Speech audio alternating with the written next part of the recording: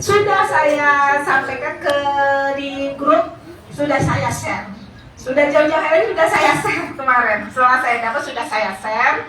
Ini saya hanya menjelaskan bagi jamaah. Makanya saya bilang karum-karumnya tolong yang responsif, jika ada informasi penting langsung sampaikan ke jamaah ya.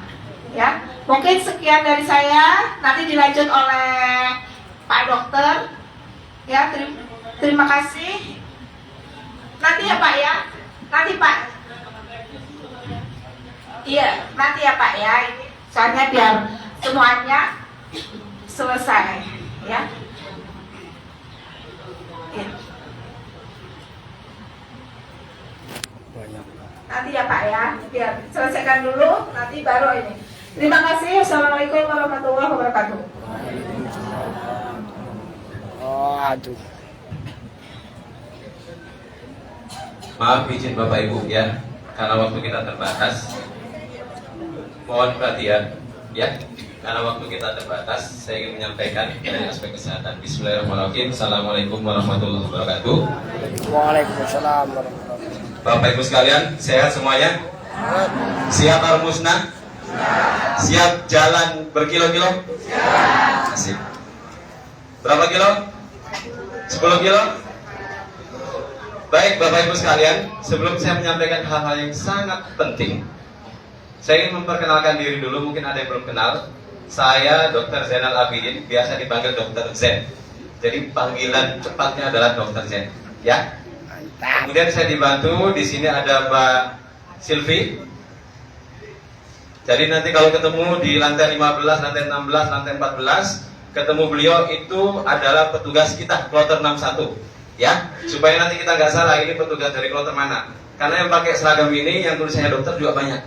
Ya, Bapak Ibu. Kemudian ada Mbak Emi. Ya, sama, ini tugas kesehatan. Ya. Jadi nanti kalau ketemu lewat di lantai 14, 15, 16 ataupun di lobi ataupun di lantai RPR, itu adalah petugas kita. Ya. Jangan malu-malu untuk nanya, untuk konsultasi misalnya sambil jalan, sambil di lift, boleh silakan. Yang kedua, Bapak Ibu sekalian, yang ini saya sampaikan adalah insya Allah nanti jam 1.30, setengah 2 setelah sholat zuhur, makan siang, nanti kita ada pemeriksaan kesehatan.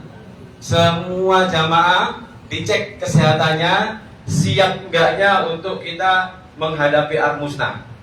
Insya Allah semuanya siap, ya. Kalau ditemukan yang lagi loyo, lagi lemes, mungkin nanti akan diobati, dikasih pengobatan yang tepat supaya ada kekuatan untuk menghadapi Ar-Musnah. Karena tadi ada beberapa, ada satu saya lihat kayak lagi loyo banget, lemes banget, mungkin butuh dikasih apa nih? Kasih duit. Baik. Ya. Jadi nanti jam setengah 2 kita mulai di lantai 15. Ya, jam setengah 2 kita mulai di lantai 15. Khusus untuk yang lantai 15, periksa kesehatan jam setengah 2 di lantai 15.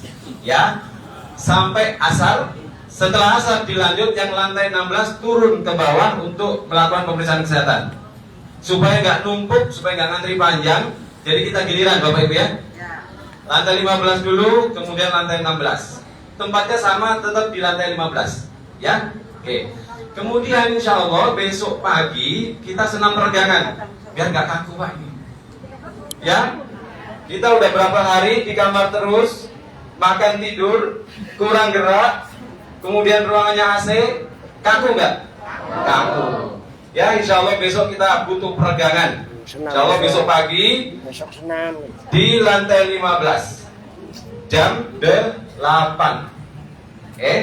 Kemudian lantai 16 jam 9. Ya, nanti kita per lantai. Soalnya kalau dikumpulin semua nggak muat. Ya, paham sampai sini? Oke, ini yang kedua. Kemudian yang ketiga, Bapak Ibu yang punya obat-obatan rutin mohon dibawa. Sampai berapa hari? 5 hari? 5 hari ya. Dibawa stoknya untuk 5 hari. Kalau kekurangan, kehabisan, sampaikan. Ya, sampaikan. Mudah-mudahan nanti kita bisa tambahkan. atau yang lupa bawa, tolong sampaikan. Ya, Bapak Ibu. Sekali lagi, yang punya obat-obatan rutin mohon dibawa. Kemudian yang selanjutnya adalah yang pakai kursi roda. Yang pakai kursi roda, pastikan siapa yang mendorong, pastikan kursi rodanya ada. Kalau misalnya kursi rodanya nggak ada, ini ada beberapa pilihan. Bisa pakai jasa kursi roda dan pendorong, cuman cukup mahal, sekitar 500 rial. Tapi kalau beli, itu harganya sekitar 300 sampai 400 rial. Kalau beli jadi hak milik, bisa bawa pulang. Tapi kalau kita sewa, ya udah, uang keluar tapi nggak dapat apa-apa. Maksudnya nggak kembali barang ya. Kemudian pemakaiannya, Bapak Ibu bayangkan dari Mina Jamarat berapa kali itu Pak? Kali 500 rial. Ya, jadi lebih efektif sebenarnya kalau memang sangat butuh sekali, lebih baik beli. Belinya di mana? Di Bidaud bisa, di mana bisa? Di Shopee bisa, tapi dikirimnya ke Indonesia. Baik ya, saya lanjutkan. Lebih ke kesehatannya sekarang. Bapak Ibu, yang paling penting adalah yang harus kita ketahui bersama, apa resikonya untuk aktivitas yang cukup berat ini. Satu, pertama dehidrasi. Dehidrasi tahu? Tahu. Kekurangan cairan. Kalau kekurangan cairan bawahnya haus. Selain haus, kulit kering, muka kering, bibir pecah-pecah, Oh, kepala bibirnya pusing, kantong kering.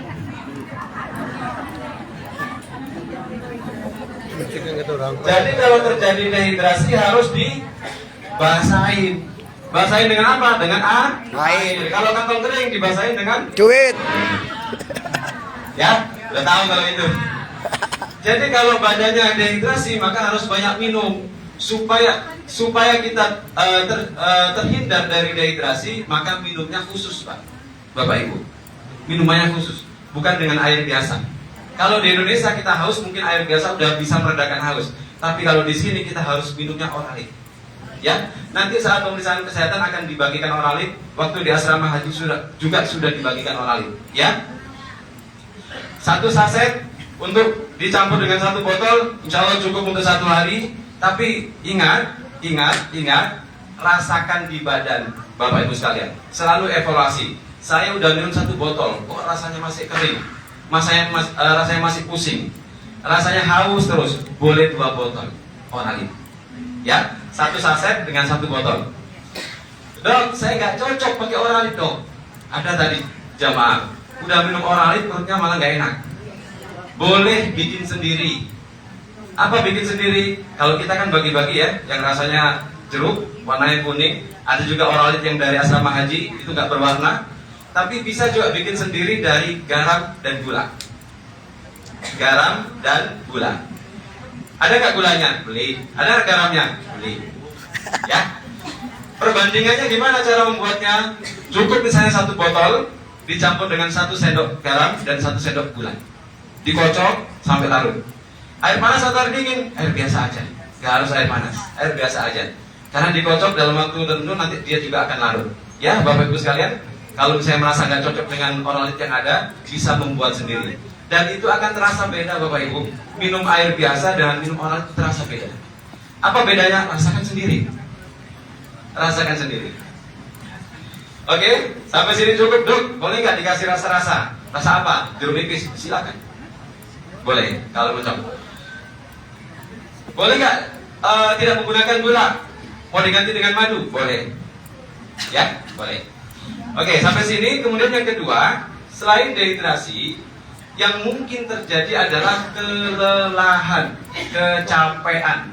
Ya, Bapak Ibu, kita jalan kaki panjang, kemudian panas terik dan sebagainya, kita jadi lelah.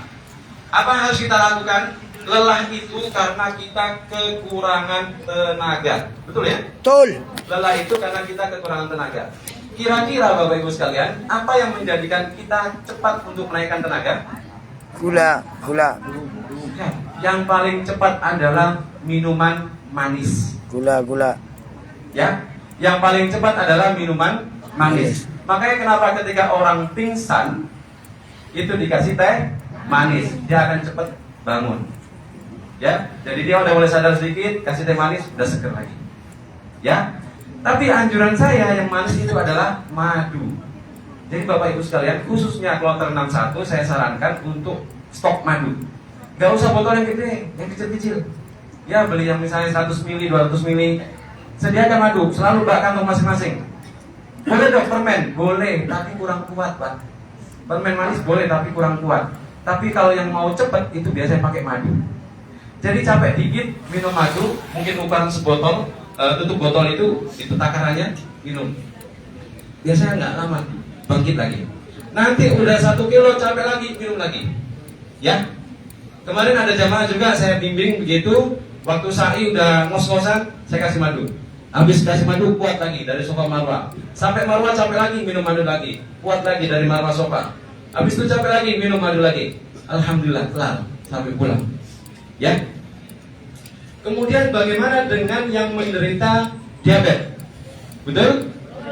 Bapak Ibu sekalian, nggak usah khawatir. Insya Allah madu itu bagus. Madu itu bagus. Madu apa yang bagus? Bapak Ibu boleh cek kalau misalnya beli, rasakan, konsumsi, badan seger. Udah. Jadi indikatornya, cirinya adalah rasakan di badan. Bukan kata pembeli. Kalau di Indonesia, ini asli, ini asli, ini asli. Jadi bingung yang mana yang benar yang asli. Karena semua penjual bilang asli. Jadi yang asli betulan itu adalah rasakan di badan. Saya nggak menyebut merek apapun, mau madu Arab, mau madu Indonesia. Yang jelas kalau kita konsumsi badan kita langsung seger, berarti itu bagus. Oke? Kalau dia asli, nggak usah khawatir yang gula. Catatan untuk yang penderita gula, ya, dalam kondisi-kondisi seperti ini, itu bukan seringnya naik, bukan sering. Kalau kelelahan itu cenderungnya lebih banyak yang ngedrop. Gulanya ngedrop, bukan gulanya naik. Jadi pada saat kita rasakan badan kita ngedrop, minum madu. Karena itu tanda bahwasanya kadar gula kita lagi ngedrop, bukan lagi naik. Jadi nggak usah khawatir, ya, pada saat kondisi seperti ini. Sampai sini paham? Yang punya penyakit gula, tetap obat rutin silakan diminum. Tapi untuk kondisi-kondisi nanti ketika kita merasa kelelahan, konsumsi madu. Ya. Kemudian yang selanjutnya adalah batuk. Ini udah mulai ada yang bersin-bersin. Udah mulai ada yang batuk-batuk, meriang-meriang, greges-greges, ya. Ya. Bapak Ibu sekalian, ada beberapa tips. Kalau yang batuk, biasanya kalau kita di Arab Saudi, biasa batuknya batuk kering apa berdahak? Kering. Kenapa bisa kering? Karena hawa udara di Arab Saudi kering. Satu. Yang kedua, dok saya nggak keluar-keluar, semua cuma di kamar. Tapi batuk juga. Berarti batuknya batuk kering apa berdahak? Sama juga batuknya kering, tapi keringnya karena AC. Ya, AC nyala terus. Saat tidur juga nyala AC. Bangun tidur, batuknya kering. Berarti karena hawa dingin. Kalau sering keluar kemudian batuk, berarti karena hawa panas. Oleh karena itu Bapak Ibu sekalian, yang ingin saya sampaikan adalah untuk mencegah batuk, tapi ini pilihan ya. Pilihan itu menggunakan masker, tapi maskernya masker kain basah. Ayo. Jadi gunakan masker, maskernya kain basah. Tapi ingat, catatan, menggunakan masker kain basah itu menjadikan nafas kurang plong. Tapi yang kita hirup hawanya adem. Jadi kita menggunakan masker basah itu rasanya kita menghirup udara puncak, seger, ya. Tapi yang kita hirup kalau misalnya kita lagi nanjak, ngos-ngosan juga, ya. Jadi kalau misalnya kita lagi jalan nanjak, lepas dulu, ya. Kalau udah ambil napas panjang, pasang lagi. Jadi supaya apa? Supaya yang kita hirup ini lembab, tidak kering. Dan itu insya Allah efektif. Kemudian yang kedua, yang seperti saya ajarkan beberapa waktu manasik itu menggunakan titik akupuntur. Bapak Ibu ada yang sudah merasakan akupuntur? Ada beberapa kamar dan saya tegaskan lagi, ini khusus jamaah 61, ya, nggak usah diviralkan kemana-mana, cukup di sini saja, ya. Kalau diviralkan saya nggak sanggup Pak, mau ditusuk semua, ya. Gunakan titik akupunturnya di sini Pak, antara jari jempol dan jari telunjuk, ya, antara jari jempol dan jari telunjuk. Kalau kita tekan biasanya sakit. Ya, kita lihat. Kalau kita tekan biasanya sakit di sini. Ya. Ada bapak juga lagi ditusuk tuh. Ya pak. Nah itu ya. Itu lagi ditusuk. Lakukan penekanan, pijet-pijet di titik itu. Biasanya cukup efektif untuk meredakan gejala-gejala hawa udara panas, dingin yang masuk ke dalam tubuh kita dan menjadikan kita sakit. Oke, sampai sini cukup. Kemudian kalau di Indonesia biasanya kalau batuk-batuk begini efektif menggunakan jeruk nipis sama kecap. Kalau nggak ada kecap pakai madu, jeruk nipis dan madu. Ada kan dijual jeruk nipis? Ada sih sebenarnya. Ya. Itu batuk. Kemudian selain menggunakan masker, Bapak Ibu bisa semprot. Ada kan dikasih semprotan? Supaya apa? Supaya udara yang kita hirup jadi lembab, tidak kering seperti di luar. Kalau kita kering, terpapar panas terus, muka kita juga kering. Yang kita hirup udaranya juga kering, maka butuh dilembabkan. Oke? Kemudian yang selanjutnya adalah dehidrasi, kelelahan, batuk. Gimana kalau sesak napas? Ya, udah jalan jauh kok ngap, udah minum madu masih ngap. Ya, lanjutkan minum madunya, bisa langsung 2 dosis dari 2 takaran tadi, atau dok, minum madunya kurang sedikit. Boleh pak, langsung ditenggak. Kalau memang kita butuh tenaga yang lebih kuat, boleh langsung dari botolnya. Saya kadang-kadang kalau misalnya lagi kecapean banget, butuh energi yang cepat banget, udah pak, langsung dari botolnya minum. Glot-glot. Mungkin 1 tegukan itu adalah 1 sendok, 2 tegukan 2 sendok. Kira-kira seperti itu, ya. Paling nggak 3 sendok, 3 sendok biasanya cukup. 3 tegukan itu biasanya cukup efektif untuk menaikkan tenaga. Atau Bapak Ibu sekalian, apalagi yang punya riwayat jantung, biasanya dipakai aktivitas, jadinya engap, ya. Gunakan 2 titik di pergelangan tangan. Titiknya di sini. Pas di pergelangan tangan, bagian dalam sama bagian luar. Nih, tangan bagian dalam ya. Yang di sini sama di sini, itu pijit-pijit dua-duanya. Dipijit-pijit duanya. Sakit kan? Sakit kan? Coba dipijit, tekan agak kuat. Sakit kan? Iya. Kecapean kali Pak. Oke, yang batuk silakan minum. Atau bisa dipraktekkan dari titiknya. Oke. Ya, khususnya yang punya riwayat sakit jantung, kemudian terjadi kelelahan, gunakan 2 titik ini, dipijat-pijat. Sambil duduk, sambil berdiri, sambil kondisi apapun, sambil rileks, sambil tarik napas yang panjang, yang dalam, supaya lebih lega lagi, baru bisa jalan lagi. Bapak Ibu ya. Oke. Ini untuk sesak napas. Selain itu, sesak napas yang karena kelelahan bisa menggunakan titik di sini, tapi bisa juga menggunakan titik di dada. Kalau di dada, Bapak Ibu perhatikan di bawah tulang, ini tulang selangkap, itu agak cekung sedikit, ya, legok. Cari yang di situ, Bapak raba-raba, tekan-tekan, Bapak Ibu tekan-tekan. Oh, di sini nih yang sakit. Kanan kiri, dua-duanya. Dicari di mana titik yang terasa kok sakit, di situ Bapak tekan-tekan. Biasanya nggak lama akan lega. Ya, oke, paham ya? Oke. Selain itu di mana lagi? Ada 1 titik lagi. Titik lagi itu di tengah-tengah dada, Bapak Ibu. Di tengah-tengah dada. Yang di tulang.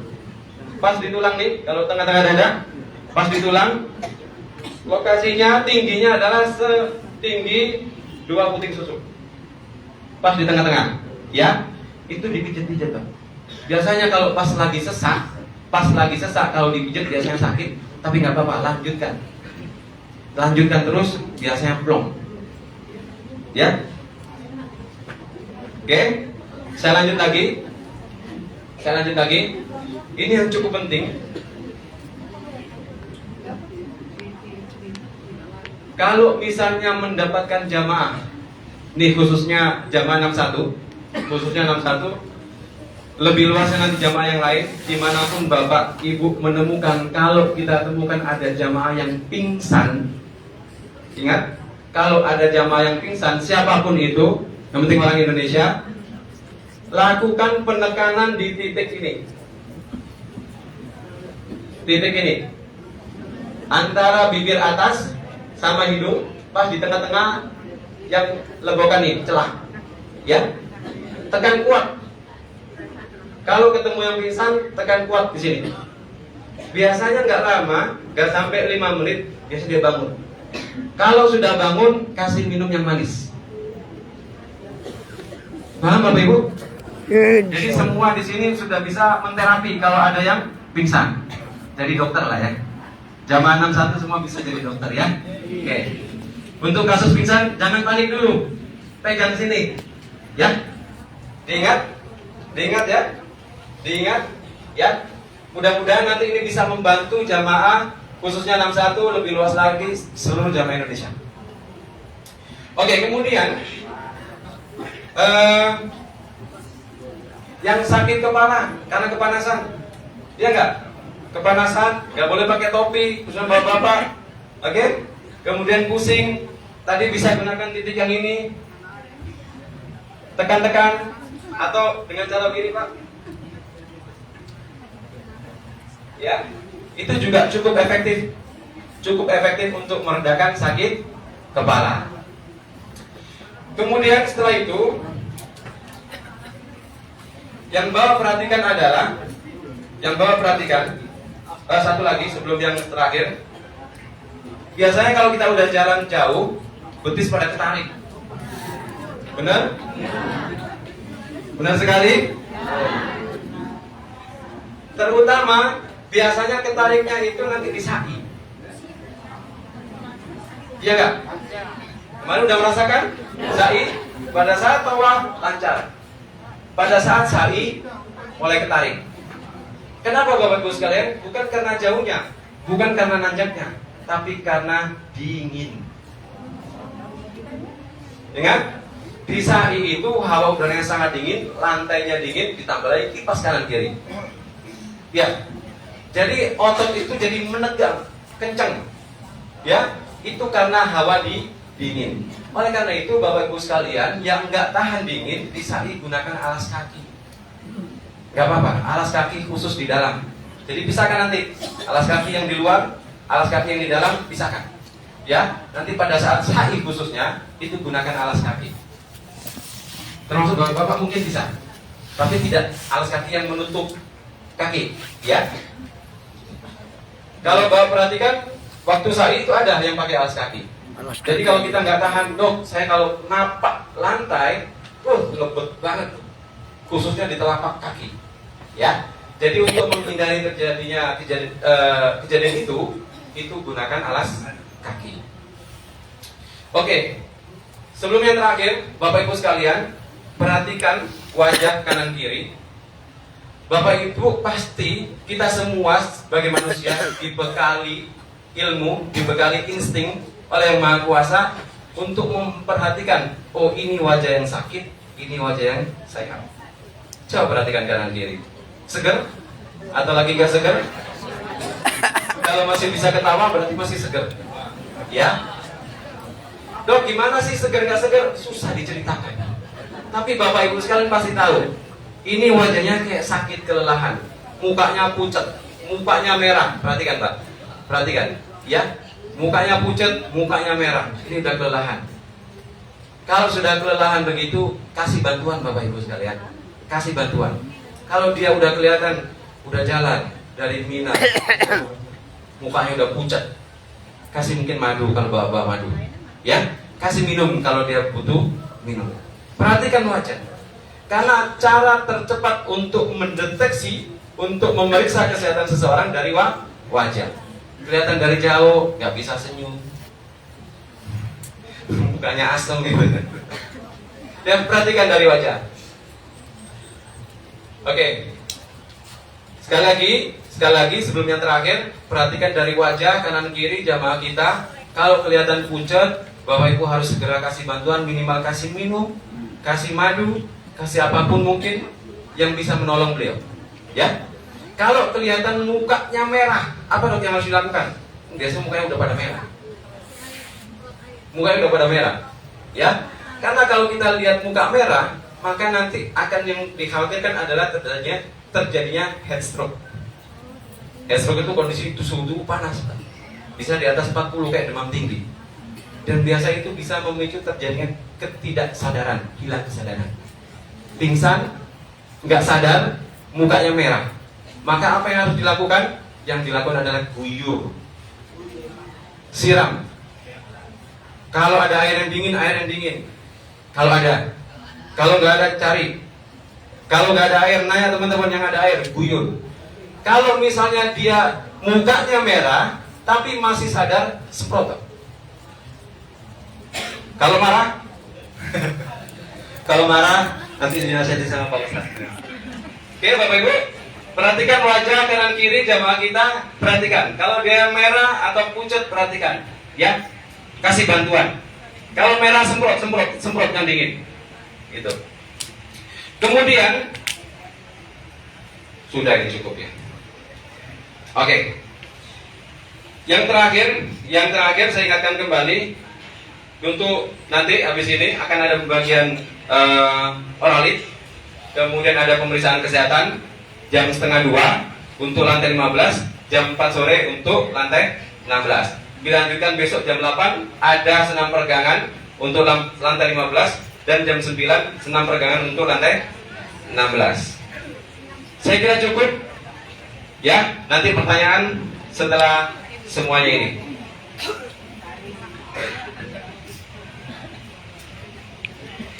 Ya, mumpung saya ingat tadi saya kelupaan hanya menambahkan sedikit. Untuk nanti tanggal 9 Juli kita sudah melakukan penimbangan koper, ya. Iya, 9 Juli. Jadi sebelum tanggal 9, tanggal 8 koper sudah rapi semua, yang belanja sudah selesai semua belanjaannya. Ya, sudah di-packing di koper, dirapikan. Tanggal 11 Juli kita didorong ke Madinah. Insya Allah jam 11 siang.